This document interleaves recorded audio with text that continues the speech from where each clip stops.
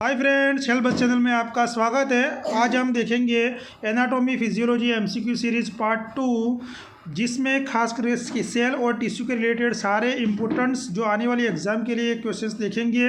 Video अच्छा लगे तो मेरे चैनल को सब्सक्राइब करना न भूलना, जिससे मुझे मोटिवेशंस मिलता रहे, मेरा आपके लिए ऐसे एमसीक्यू लेते आता रहूँ। चलो स्टार्ट करते हैं। पहला क्वेश्चन,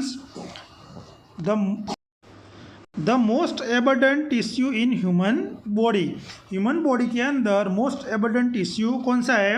उससे पहले हम देख लेते हैं एपिथेलियल टिश्यू काम क्या करता है। हमारी बॉडी के अंदर एपिथेलियल टिश्यू क्या काम करता है? एक तो प्रोटेक्टिव का काम करता है, ठीक है, एब्सॉर्प्शन का काम करता है, और सिक्रीशन का काम कौन करता है? एपिथेलियल टिश्यू काम करता है, ठीक है, लिख लेना तीनों।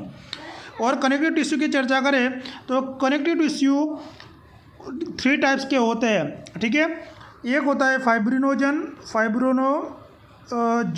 कनेक्टिव टिश्यू, सीटी means connective tissue. Second mechanical connective tissue लिख लेना। और थर्ड वास्कुलर और फ्लूइड कनेक्टिव टिश्यू, ठीक है। अब देखो फाइब्रोजन में क्या आता है। जो फाइब्रोजन कनेक्टिव टिश्यू होता है उसमें से हमारी स्किन की डर्मिस लेयर बनती है। क्या बनता है? डर्मिस लेयर बनती है। इलास्टिक फाइबर बनता है। क्या बनता है? इलास्टिक फाइबर बनता है। कोलोजन्स बनता है, कोलोजन्स, फिर टेंडन, ये सब फाइब्रोजन कनेक्टिव टिश्यू से बनता है। लिगामेंट भी उससे बनता है, ठीक है। और जो मैकेनिकल होता है, मैकेनिकल कनेक्टिव टिश्यू से क्या बनता है?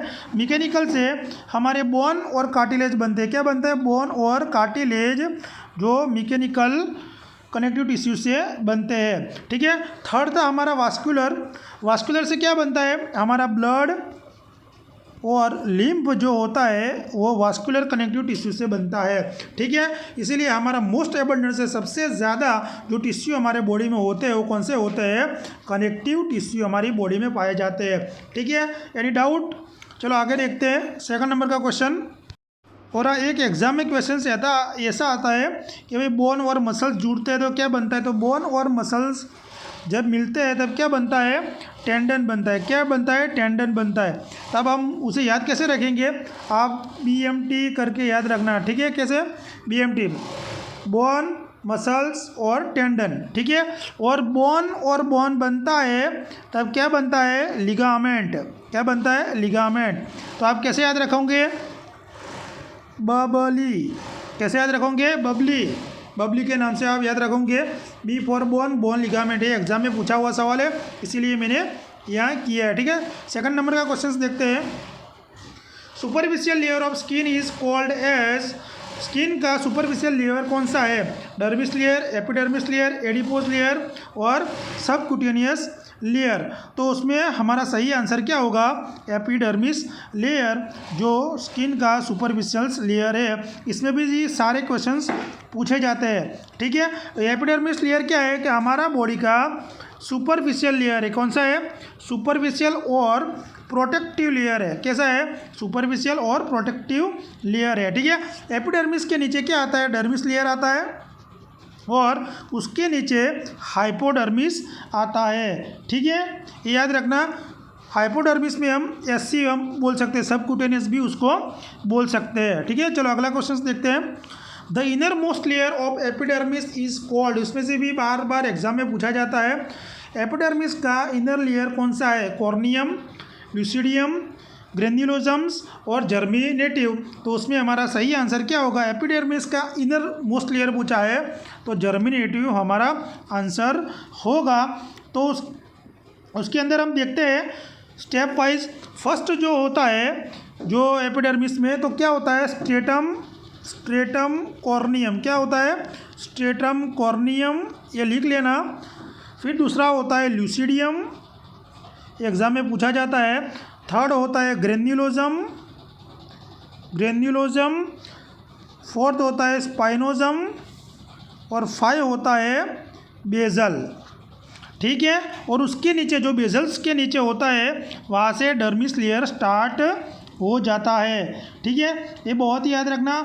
और जो एग्ज़ाम में पूछा जाता है स्ट्रेटम कॉर्नियम क्या वर्क करता है एपिडर्मिस में, तो ये काम करता है प्रोटेक्टिव लेयर का काम करता है। कौन? स्ट्रेटम कॉर्नियम, ठीक है। और लुसिडियम जो होता है सेकंड नंबर का, वो क्या काम करता है, वो जो हमारी सोल और फीट, ठीक है, जो पक्के तलिए होते हैं वहाँ ये पाई जाती है और सबसे थिक होती है क्या, स्ट्रेटम लुसिडियम, ठीक है। और बहुत ही इंपॉर्टेंट क्वेश्चन है स्ट्रेटम ग्रेन्युलोसम्स, जिसके अंदर केराटिन पाया जाता है। क्या पाया जाता है, केराटिन पाया जाता है, ठीक है। और सबसे बेस के अंदर क्या होता है, बेजाली, जिसके नीचे से डर्मिस लेयर स्टार्ट हो जाता है, ठीक है। चलो अगला question, the outer most layer of epidermis is called. अब आउटर पूछा है, वो इनर था, ठीक है। तो कॉर्नियम, लुसिडियम, ग्रेन्युलोसम्स और जर्मिनेटिव, तो उसमें तो सही आंसर क्या होगा, तो उसमें हमारा सही आंसर होगा आउटर लेयर में कॉर्नियम आएगा, ठीक है। कॉर्नियम जो हमने देखा, कॉर्नियम फर्स्ट, लुसिडियम, फिर ग्रेन्युलोसम्स, फिर स्पाइजोसम और बेजाली, ठीक है। ये एपिडर्मिस में हमने देख लिए। चलो अगला क्वेश्चन, वीडियो अच्छा लगे तो लाइक, शेयर और सब्सक्राइब करना ना भूलना। In following sentence which is not true regarding meiosis, ठीक है। मियोसिस और मिटोसिस हम कल हमने देखा था मिटोसिस के बारे में। आज मियोसिस के बारे में तुम्हें समझा देता हूँ, ठीक है। मियोसिस में क्या होता है, सेल डिवीजन होता है, और जो सेक्सुअल रिप्रोडक्टिव होते हैं उसमें जो क्रोमोसोम्स होते हैं, क्रोमोसोम्स के नंबर रिड्यूस होते हैं, ठीक है। उसमें क्या नहीं होता है, नॉट ट्रू पूछा है। तो two daughter cells are form, two daughter cells होते हैं, daughter cell are genetically different from the parent cell. जो डॉटर सेल्स होते हैं पेरेंट सेल से अलग होते हैं। Number of chromosome in daughter cell are half that of number of the chromosome parent. तो पेरेंट के जो क्रोमोसोम्स होते हैं उससे डॉटर के क्रोमोसोम हाफ होते हैं। फॉर्मेशन ऑफ स्पर्म एंड ओवा टू का प्लेस बाय मियोसिस, जो हमारा स्पर्म और ओवम बनता है वो मियोसिस की प्रोसेस से बनता है। क्या ये सही है कि नहीं, तो उसमें हमारा आंसर क्या आएगा, आंसर तो हमारा आएगा ए, ठीक है। लेकिन जो ओवा और स्पर्म वाला जो मिलन होता है, फर्टिलाइजेशन होता है, उसको हम क्या कहते हैं, गैमेटोजीनेसिस। क्या कहते हैं, गैमेटोजीनेसिस नाम से जानते हैं, ठीक है। ये भी पूछा हुआ सवाल है, गैमेटोजीनेसिस। और इधर टू डॉटर सेल नहीं बनता, मियोसिस में कितना होता है, 4 डॉटर सेल्स बनते हैं। कितना बनता है, 4 डॉटर सेल्स बनते हैं, इसीलिए हमारा आंसर रहेगा ये। और जो कैंसर सेल्स होते हैं, कैंसर सेल में भी मिटोसिस की प्रक्रिया होती है। क्या होती है, कैंसर सेल में मिटोसिस की प्रक्रिया होती है। देखो मियोसिस क्या है, वो सेल डिवीजन है सेक्सुअली रिप्रोडक्टिव ऑर्गेनिजम्स की, जिसके अंदर जो गैमेट्स होते हैं ये क्रोमोसोम्स नंबर रिड्यूस हो जाते हैं, जैसे कि सेक्स सेल, एग और स्पर्म, ठीक है। चलो अगला question, blood vessels are found in. Blood vessels किस में पाई जाती है, एपिडर्मिस लेयर में, डर्मिस लेयर में, both A B, neither in epidermis और डर्मिस लेयर। तो उसमें हमारा सही आंसर होगा, तो उसमें हमारा सही आंसर क्या होगा, डर्मिस लेयर में पाई जाती है ब्लड वेसल्स, ठीक है। उसके अलावा वहाँ क्या होता है डर्मिस लेयर में, टच, प्रेशर्स, टेम्परेचर और नर्व सब डर्मिस लेयर में पाई जाती है, और ब्लड वेसल्स भी डर्मिस लेयर में पाई जाती है, ठीक है। चलो अगला question, the colour of skin is affected by. Skin का कलर कैसे अफेक्ट होता है, melanin cell, level of HB pallor, level of bile pigment in blood, D all of the above. तो उसमें हमारा सही आंसर क्या होगा, सोच समझ के आंसर देना, ठीक है। देते हो तो, क्योंकि स्किन का कलर तीनों कंडीशंस में चेंज होगा, यानी HB डाउन होगा तो पेलर कलर हो जाएगा, वो स्किन का कलर चेंज हो जाएगा। बाइल पिगमेंट लेवल ब्लड में हो जाएगा तो भी ये इसका कलर चेंज हो जाएगा, ठीक है। इसलिए हमारा आंसर आएगा ऑल ऑफ दी अबव। अगला क्वेश्चन इंपॉर्टेंट क्वेश्चन है, the passive movement of water from higher concentrations to lower concentrations across the semi permeable membrane is known as. Question क्या कह रहा है, वाटर पूछा है, ठीक है। वाटर किस में आता है, मैं समझाता वो आपको। तो हायर से लोअर कॉन्सेंट्रेशन से सेमी परमिएबल मेम्ब्रेन तक जाता है, उसको हम क्या कहेंगे, पैसिव मूवमेंट को डिफ्यूजन, फैसिलिटेटेड डिफ्यूजन्स, ऑस्मोसिस और हाइड्रेशंस। तो उसमें हमारा सही आंसर क्या होगा, तो उसमें हमारा सही आंसर होगा ऑस्मोसिस, हमारा सही आंसर होगा। देखो ऑस्मोसिस में होता क्या है, याद रखना है, लिखना है तो लिख लेना। जो ऑस्मोसिस में जो हमारा सॉल्यूशंस होता है, ठीक है, सॉल्यूशंस, उसमें क्या होता है, सोल्यूट होता है। सोल्यूट मीन्स पार्टिकल्स, क्या होता है, पार्टिकल्स। और सॉल्वेंट देखने को मिलता है। सॉल्वेंट में क्या होता है, वाटर, मोस्टली वाटर देखने को मिलता है, ठीक है। तो ये सॉल्वेंट, वाटर इधर पूछा हुआ तो सॉल्वेंट है, ठीक है। तो हायर से कॉन्सेंट्रेशंस करेगा उसको हम क्या कहेंगे, ऑस्मोसिस। और डिफ्यूजन्स में क्या होता है, डिफ्यूजन्स में पार्टिकल्स होते हैं, मीन्स सॉल्यूट होता है। जो हायर टू लोअर सॉल्यूट पूछे तो डिफ्यूजन आएगा आंसर, ठीक है। ये याद रखना, गलती मत करना। अगला question, by which process O2 from the alveoli of the lungs is transferred through the alveoli and capillary wall in the blood. क्या हो रहा है, O2 की प्रोसेस हो रही है, एल्वियोलाई से, लंग्स की एल्वियोलाई होती है, वहाँ से ट्रांसफर होकर कैपिलरी वॉल में जा रही है। तो किस प्रोसेस की वजह से जाएगी, डिफ्यूजन्स, फैसिलिटेटेड डिफ्यूजन्स, ऑस्मोसिस और एक्टिव ट्रांसपोर्ट। तो उसमें हमारा सही आंसर क्या होगा, हायर टू लोअर जा रही है, अंदर से बाहर जा रही है, हायर टू लोअर। लेकिन इधर क्या है, ऑक्सीजन है, ठीक है, वाटर नहीं है। तो इधर क्या पूछा हुआ है, सॉल्यूट है। तो उसमें हमारा सही आंसर आएगा डिफ्यूजन, ठीक है। चलो अगला question, which cell organelle is helpful in exocytosis. बहुत इंपॉर्टेंट क्वेश्चन है, एग्जाम में पूछा हुआ सवाल है। राइबोसोम्स, माइटोकॉन्ड्रिया, लाइसोसोम्स और गोल्गी एपरेटस। तो उसमें हमारा सही आंसर होगा लाइसोसोम, ठीक है। तो एक्सोसाइटोसिस का मतलब क्या होता है, दो होता है, एक्सोसाइटोसिस और एंडोसाइटोसिस, ठीक है। एक्सोसाइटोसिस में क्या होता है कि वो जो सेल से बाहर निकल, जो हमारा लाइसोसोम होता है वो क्या करता है, सेल से बाहर निकाल देता है, और जो बाहर से भरा हुआ सॉलिड होता है वो लाइसोसोम क्या करता है, अंदर खींच लेता है। उसको हम क्या कहते हैं, एंडोसाइटोसिस कहते हैं, ठीक है। और एक दूसरा क्वेश्चन है लाइसोसोम के बारे में, जिसको सुसाइडल बैग के नाम से जानते हैं। क्या, सुसाइडल बैग के नाम से जानते हैं। क्यों, वो अपने ही अंदर के सेल को खा जाता है। क्यों, वहाँ क्या होता है, तो हाइड्रोलिक एंजाइम प्रेजेंट होते हैं। क्या होते हैं, हाइड्रोलाइटिक एंजाइम प्रेजेंट होते हैं वहाँ, ठीक है। और दूसरा क्या होता है, एंडोसाइटोसिस की बात करें तो एंडोसाइटोसिस में दो होता है, पिनोसाइटोसिस, लिख लो, पिनोसाइटोसिस, ठीक है, एंडोसाइटोसिस की बात कर रहा हूँ मैं, और फेगोसाइटोसिस। क्या होता है, फेगोसाइटोसिस। अब एंडोसाइटोसिस क्या करता है कि हम उसको सेल को पीने को बोलते हैं। जो सॉलिड होता है वो सेल ड्रिंकर होता है, वो सेल को पी जाता है, ठीक है। और फेगोसाइटोसिस क्या करता है, सेल ईटिंग करता है। क्या करता है, सेल ईटिंग के नाम से हम जानते हैं, सेल को वो खा जाता है, ठीक है, ये याद रखना। चलो अगला question, in following which process use to transfer of too large particles across cell membrane, ठीक है। लार्ज पार्टिकल सेल मेम्ब्रेन से क्रॉस करेंगे तो उस किस प्रोसेस की मदद से करेंगे, उसको हम क्या कहेंगे, डिफ्यूजन्स, ऑस्मोसिस, फैसिलिटेटेड डिफ्यूजन्स और फेगोसाइटोसिस। सेल मेम्ब्रेन को अभी चर्चा की हमने, सेल मेम्ब्रेन को क्रॉस करेंगे, बाहर निकल जाएंगे तो वो क्या आएगा, फेगोसाइटोसिस में आएगा, ठीक है। तो हमारा सही आंसर होगा फेगोसाइटोसिस। अगला question, in which body structure keratinize stratified epithelium is found. किस बॉडी स्ट्रक्चर में केराटिनाइज स्ट्रेटिफाइड एपिथेलियम टिश्यू पाए जाते हैं, conjunctiva of the eyes, hair, airway, D stomach. तो उसमें हमारा सही आंसर होगा, कहाँ होते हैं, हेयर में पाए जाते हैं, ठीक है। देखो कंजक्टिवा ऑफ द आइज में क्या देखने को मिलता है, नॉन केराटिनाइज स्ट्रेटिफाइड एपिथेलियम टिश्यू देखने को मिलते हैं उसमें, और हेयर में ये देखने को मिलते हैं, ठीक है। एपिथेलियल टिश्यू के दो प्रकार है, एक सिंपल एपिथेलियल, ठीक है, लिख लेना, सिंपल एपिथेलियल और स्ट्रेटिफाइड एपिथेलियम, ठीक है।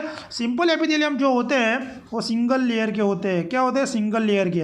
और स्ट्रेटिफाई होते हैं वो मल्टी लेयर के होते हैं। लिख लेना, मैं तुम्हें दिखा देता हूँ तो कैसे होते हैं।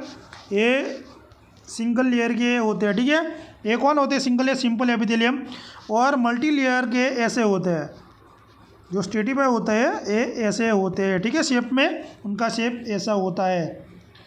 और आगे होते हैं स्क्वेमस एपिथेलियल होते हैं, क्यूबोइडल होते हैं जो क्यूब्स आकार के देखने को मिलते हैं, और कोलमनर होते हैं वो कॉलम जैसे देखने को मिलते हैं, ठीक है। चलो अगला question, the period between the cell divisions is known as prophase, interphase, metaphase और टेलोफेज। ये भी क्वेश्चंस बहुत ही इंपॉर्टेंट है, ठीक है। तो उसमें हम देखेंगे, तो उसमें हमारा सही आंसर क्या होगा, मैं आपको डीप में समझा लेता हूँ। तो आंसर हमारा होगा इंटरफेस, ठीक है। मैं समझा लेता हूँ आपको, जो सेल डिवीज़न होता है कैसे होता है, उसमें क्या होता है, डीएनए रिप्लिकेशंस देखने को मिलता है। क्या होता है? डीएनए रिप्लिकेशंस मीन्स सेल का डिवाइड होना। वो कैसे होता है? जो साइकिल होता है उसका हम देख लेते हैं। ऐसा हमारा साइकिल होता है, ठीक है। उसमें फर्स्ट क्या होता है? G1 स्टेज होता है, ठीक है। और फिर एस फेज होता है, G1 फेज, S1 फेज और G2 फेज, और जो इधर होता है वो इंटरफेज होता है। क्या होता है? इंटरफेज। ऐसी हमारी साइकिल्स चलती है, ठीक है। अब जब साइकिल यहाँ से स्टार्ट होकर इधर आएगा तो इधर क्या होगा? डीएनए का रिप्लिकेशंस देखने को मिलेगा, मीन्स जो सेल होगा सेल का डिवीजन देखने को मिलेगा। अब डीएनए में से क्या बनेगा? आरएनए बनेगा। क्या बनेगा? आरएनए बनेगा और जेनेटिकली वो ट्रांसफ़र होंगे, ठीक है। क्लियर हो गया? चलो अगला क्वेश्चन देखते हैं। In which phase of mitosis cell divisions biotic apparatus appear, ठीक है। तो किस में मिटोसिस सेल डिविजन्स देखने को मिलता है? प्रोफेज, मेटाफेज, एनाफेज और टेलोफेज। तो उसमें हमारा सही आंसर क्या होगा? तो उसमें हमारा सही आंसर देखने को मिलेगा प्रोफेज। क्या? प्रोफेज में ये देखने को मिलता है। अगला question, which cellular component is responsible for oxidative metabolisms. Oxidative metabolism के लिए कौन सा सेल्यूलर कंपोनेंट रिस्पॉन्सिबल है? माइटोकॉन्ड्रिया, रिसेप्टर, लाइसोसोम्स और HLA मॉलिक्यूल्स। तो उसमें हमारा सही आंसर होगा माइटोकॉन्ड्रिया, जिसको हम पावर हाउस से नाम से जानते हैं। सेल के पावर हाउस से कौन है? माइटोकॉन्ड्रिया, याद रखना। अगला question, which medium is suitable for cellular activity. Cellular activity के लिए कौन सा मीडियम सूटेबल है? Acidic, neutral, basic, all of the above. तो उसमें हमारा सही आंसर होगा कौन सा है सूटेबल होगा बेसिक, ठीक है। ये सारे क्वेश्चंस बहुत ही इम्पोर्टेंट है, ठीक है, याद रखना। क्योंकि जो साइटोप्लाज्मा होता है, साइटोप्लाज्मा जो सेल्यूलर एक्टिविटी करता है साइटोप्लाज्मा, ठीक है। तो उसकी pH कितनी देखने को मिलती है? तो अराउंड 7.2, जो इसको हम बेसिक कहते हैं। क्या है? बेसिक कहते हैं, ठीक है। चलो आगे देखते हैं हम। The base present into DNA but absent into RNA. क्या हमें जो बेस होता है डीएनए में प्रेजेंट देखने को मिलता है, लेकिन आरएनए में एब्सेंट देखने को मिलता है। वो किस में देखने को मिलता है? जियोनिन, थायोमिन, यूरासिल और साइटोसिन। तो उसमें हमारा सही आंसर क्या होगा? सही आंसर होगा थायमिन। ये भी पूछा हुआ सवाल है, इंपॉर्टेंट सवाल से। कि थायमिन क्या होता है? उसमें डीएनए प्रेजेंट होता है लेकिन आरएनए प्रेजेंट होता नहीं है। लेकिन डीएनए किसके साथ पेयर होता है? एडेनिन के साथ। किसके? ये पूछा हुआ सवाल है, ठीक है। एडेनिन के साथ क्या होता है? वो पेयर में देखने को मिलता है। लेकिन यूरासिल में क्या होता है? पेरिडीन किसके साथ होता है? याद रखना, यूरासिल के अंदर आरएनए होता है, ठीक है।